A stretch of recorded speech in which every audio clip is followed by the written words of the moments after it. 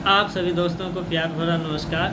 तो आप लोग को बता दें कि काफ़ी दिनों से वीडियो नहीं बना पा रहे थे, इसके लिए माफ़ कीजिएगा। और रीज़न था उसका कि ग्रेजुएशन का पार्ट थर्ड का एग्ज़ाम चल रहा था और समझ लीजिए कि एक महीने के अंदर आसपास समझ लीजिए एडमिशन पार्ट थर्ड में हुआ और उसका रजिस्ट्रेशन हुआ और एग्ज़ाम भी हो गया एक महीने के अंदर। और एक महीने के अंदर ही पार्ट थर्ड का यानी तैयारी होना, मतलब 1 साल का कोर्स एक महीने के अंदर करवा दिए ये हमारी सरकार ने।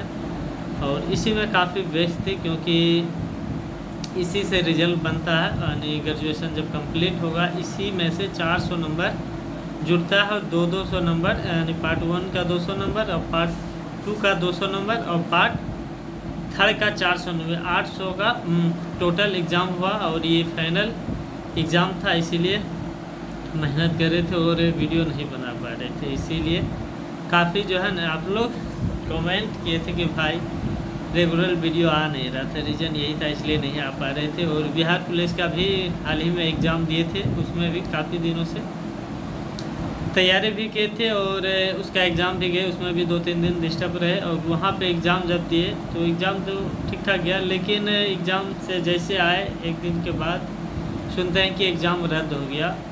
काफ़ी उदास हुए और काफ़ी डिफ़िकल्ट होता है कि एग्ज़ाम देने के लिए जाते हैं और पैसा तो खर्चा हो ही जाता है कि मान लीजिए 500 से 600 रुपया कहीं भी जाते हैं एग्ज़ाम देने के लिए एक दिन में खर्च हो ही जाता है और एग्ज़ाम रद्द हो जाता है। इस तरह नहीं होना चाहिए। सरकार कई लोगों के ऊपर कार्रवाई भी कर रहे हैं और इस तरह नहीं होना चाहिए, क्योंकि अगर क्वेश्चन आउट होता है बिहार पुलिस में, उसमें कहीं ना कहीं सबसे ज़्यादा हाथ कर्मचारी का होता है, जो सीनियर ऑफिसर हैं उन्हीं के द्वारा क्वेश्चन आउट होता है। इस तरह का नहीं होना चाहिए। सरकार हो या जो भी एग्ज़ाम लेते हैं एग्जामिनर को अच्छी तरह से जो है ना इस पर ध्यान रखना चाहिए और एग्ज़ाम आउट नहीं होना चाहिए। और ग्रेजुएशन का एग्ज़ाम भी अब कंप्लीट हो गया, अब इंतज़ार रहेगा रिजल्ट का।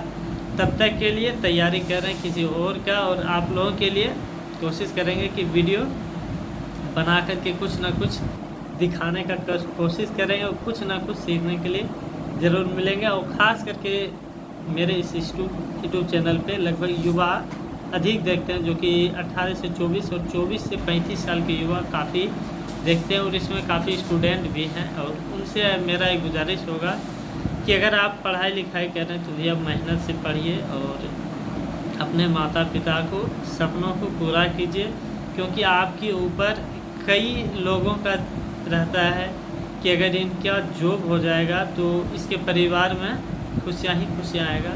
तो मेरा सलाह रहेगा कि भैया आप मेहनत से पढ़िए, और हमसे छोटे हैं तो उसको ज़रूर बोलेंगे कि आपको पढ़ना है।